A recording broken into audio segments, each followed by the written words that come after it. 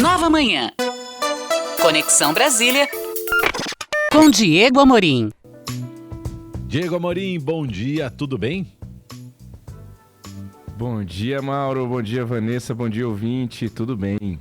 Diego continua com sol lá em Brasília, pelo que a gente está vendo aqui no YouTube. Hoje o Diego... É isso aí. São mais de 100 dias sem chuva aqui em Brasília, olha hein? só, olha isso. 115 dias sem chuva em Brasília hoje. Como é que vocês fazem, né? Desculpa, Mauro. Diga. Como que vocês fazem aí? Tem... né? Toalha molhada na cabeceira da Nossa. cama, é água o tempo todo, por aí.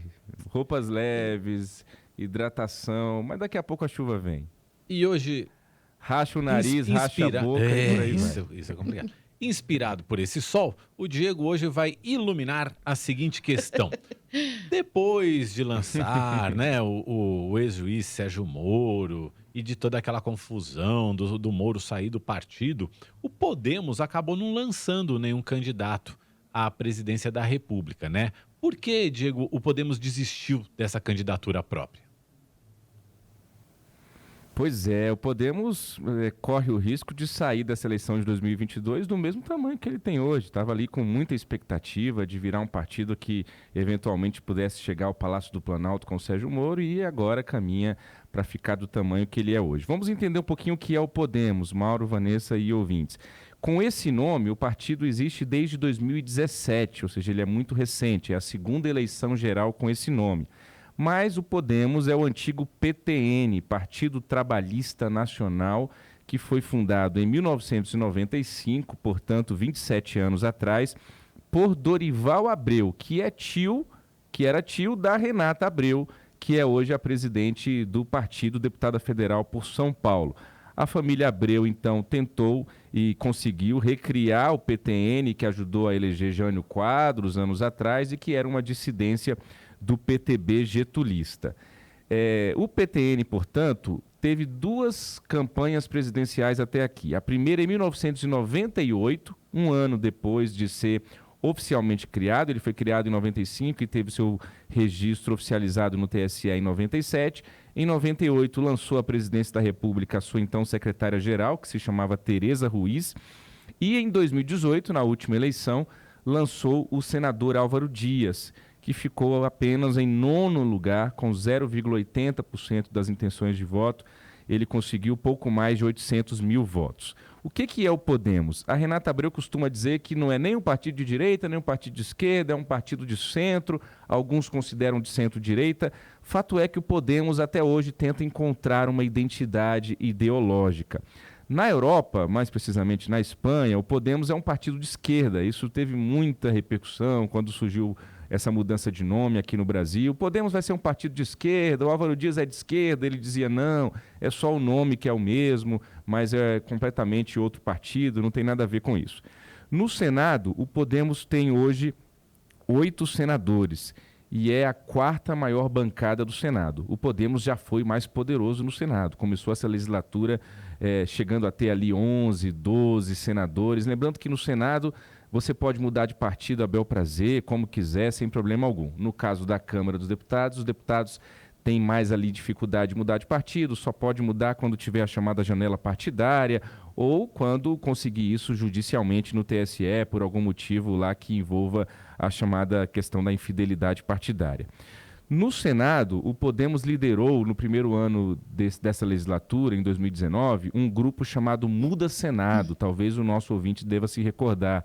Foi um grupo ali que teve gente de vários partidos, mas predominantemente Podemos, e que eles levantaram bandeiras da Lava Jato, como o fim do foro privilegiado, a volta da prisão na segunda instância, defenderam a criação da chamada CPI da Lava Toga, que iria ali, em tese, apurar questões relativas ao Supremo Tribunal Federal. Isso não avançou, por 3 vezes foi arquivado no Senado Federal. E na Câmara, o Podemos, ele flerta em algumas votações com o Centrão. É interessante isso, eles se dizem independentes e tudo mais, mas na hora do vamos ver, o Podemos acaba se aliando ali à força maior no Congresso Nacional, que é o chamado Centrão.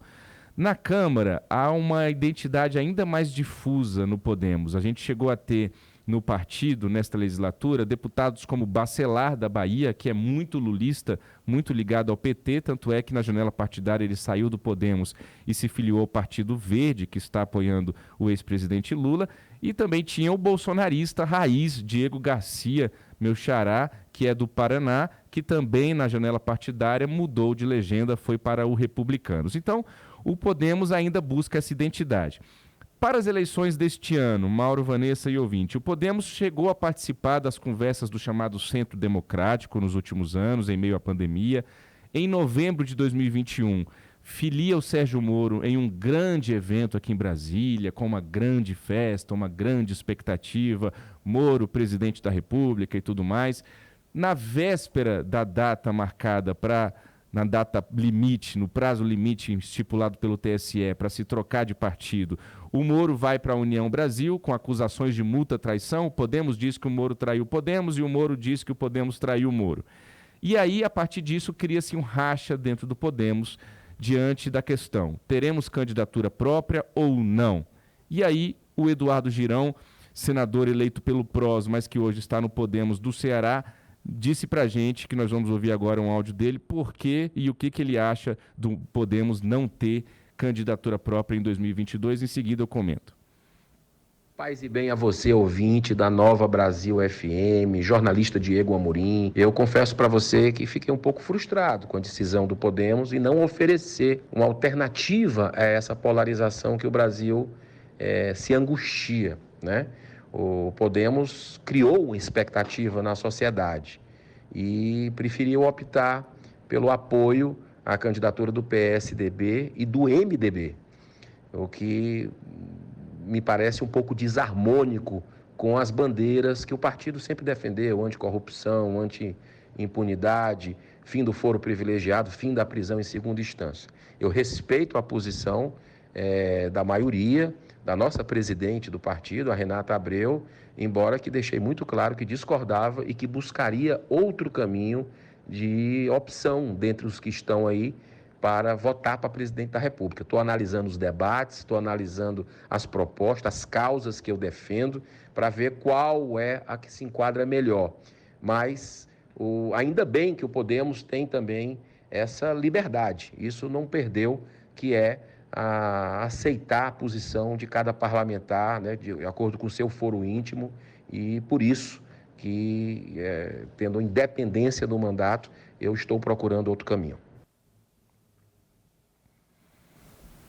Essa fala do Eduardo Girão ela é muito emblemática porque mostra isso. Apesar de o Podemos ter decidido apoiar a candidatura da Simone Tebet, MDB, PSDB e Cidadania, o Podemos vai liberar a bancada, vai ficar livre ali. Cada parlamentar do Podemos, deputado e senador, vai poder fazer o que quiser. Não é uma aliança formal, tanto é que o Podemos não decidiu se coligar a Simone Tebet, é apenas um apoio. Por que a candidatura própria não vai surgir, então?